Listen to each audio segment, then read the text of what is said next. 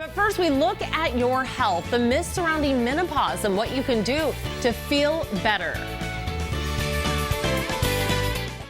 September is Menopause Awareness Month, and today we are dispelling some of the myths you may have heard about. Dr. Angela DeRosa of DeRosa Medical is here with more. Thanks so much for talking with us today. It's my pleasure. Although a lot of the attention's been paid on the Pope and God, I'm here to represent Mother Nature. Yeah, good, which is good because this is something that affects all of us. Let's talk about menopause. At what age do most women start experiencing it? Well, the average age of menopause is 51, but that is the absolute failure or retirement of the ovary. But most women start to experience menopausal symptoms about 10 years ahead of the actual menopause. 10 years? And you can have genetic programming of your ovary to retire, say around 40, which means you might have symptoms your late 20s, early 30s. So you should never discount women and say, oh, you're too young to have hormonal deficiencies, because a lot of women, and frank, they do have them. Well, let's talk about those symptoms because a lot of people aren't sure exactly what they are. Well, we often think of the estrogen deficiency symptoms. So that's the hot flashes, the night sweats, the dreaded vaginal dryness, painful intercourse. Our skin starts to turn yellow and sag. The collagen just loses, and our breasts, unfortunately, fall to our belly. No, which we don't like stop. That. But we don't talk about what testosterone deficiency in women, and we make a lot of it, and that's the low libido, which we think of. But also it creates an irritability, an apathy. We just don't tolerate stupid as much as we used to. So our mood disorders go up, anxiety, panic, which you never saw before. But the biggest thing that testosterone deficiency causes is that midsection weight gain, which we get that nice little barrel or that we never saw before, which increases our risk for diabetes and coronary artery disease. So testosterone deficiency is actually much more important than estrogen, even though we talk about that more. No, that's very interesting. And we're going to talk about treatment in a minute, but why don't you share like menopausal myths that maybe a lot of people have heard that aren't true or are true? Yeah. Well, the biggest one is you hear that hormones are going to cause breast cancer. It is completely false. Certainly when you looked at that data from previous years, that data set suggested that it might have an increase in breast cancer. That was in 2002, scared all women and a lot of doctors, and unfortunately that myth propels.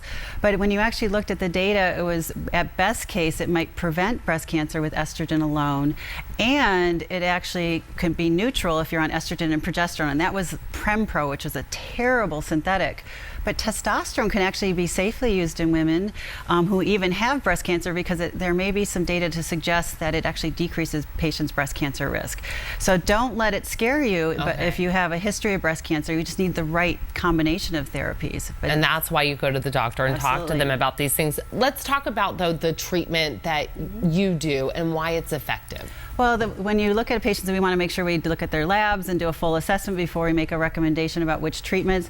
But there are several things, and I brought some examples. There are creams which can be put on a patient's skin, usually the wrist. Really? There are what we call troches. With these, get put underneath the tongue and can dissolve.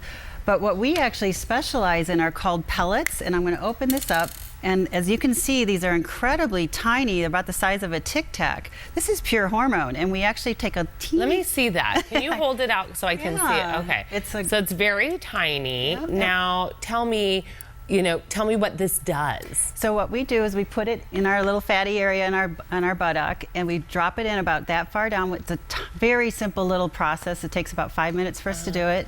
And now Mother Nature takes over. She's slowly absorbing it into the bloodstream, and it lasts about 4 months for most women. So I call it Ronco chicken. That's Set nice. it, forget it. Yes. So, and do you find that this has worked the best? I've been specializing in hormone therapies for 22 years, and myself personally went through menopause at 35. This saved my life. These work decent for most women, but the gold standard is the pellets, and because it gives a nice, even, steady states. There's less side effect risk. And frankly, it provides the best relief for symptoms, and it mimics Mother Nature's physiology. Let's talk about a special offer that you have and your location too. Tell me about that. So we have several locations around the valley: Gilbert, Chandler, Glendale, Sedona, and our main hub is in Scottsdale. Beautiful too. Thank you. We've gone to great lengths to make it more comfortable for women. And if anyone comes in at this time and just tell us that they saw us on today's show, we'll give them a free Super B powder, which kind of mimics B12 shots, so it helps with energy, yeah. mood, weight, all those fun things. That's terrific. And all you have to do, everyone, is go to DeRosa Medical, mention Arizona Midday. You're going to get that Super B powder. That's a $50 value. And then go and get evaluated and talk to them about treatment. For more information, just go online, DeRosaMedical.com, or call the number on your screen.